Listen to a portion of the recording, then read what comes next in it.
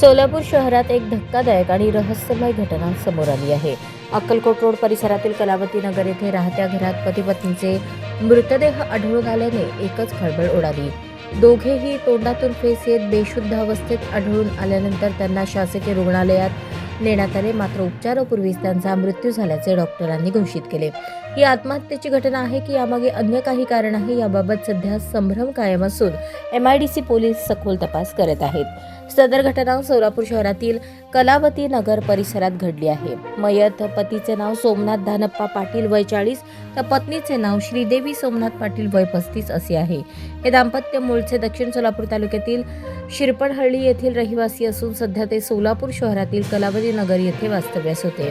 गुरुवार 27 फेब्रुवारी रोजी सकाळी राहत्या घरात सोमनाथ आणि श्रीदेवी हे बेशुद्ध अवस्थेत आढळून आले। त्यांच्या तोंडातून फेस येत असल्याचे निदर्शनास आल्याने त्यांना तातडीने छत्रपती शिवाजी महाराज सर्वोपचार रुग्णालयात दाखल करण्यात आले, मात्र तपासणीपूर्वी डॉक्टरांनी त्यांना मृत घोषित केले। या दुर्दैवी घटनेवेळी मयत पती पत्नीसोबत त्यांच्या 2 लहान मुली घरात उपस्थित होत्या।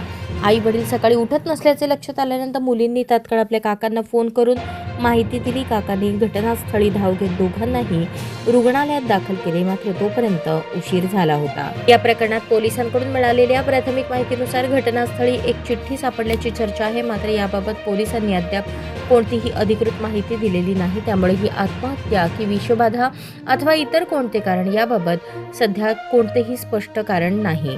MIDC पोलीस ठाण्याच्या अधिकाऱ्यांनी घटनास्थळी पंचनामा केला असून मृतदेह शवविच्छेदनासाठी पाठवण्यात आले आहेत।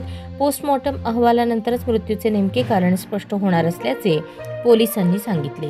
या घटनेने संपूर्ण परिसरात हळहळ व्यक्त होत असून पाटील कुटुंबावर कोसळलेल्या या दुःखद प्रसंगाने नागरिकांमध्ये तीव्र संवेदना निर्माण झाल्या आहेत।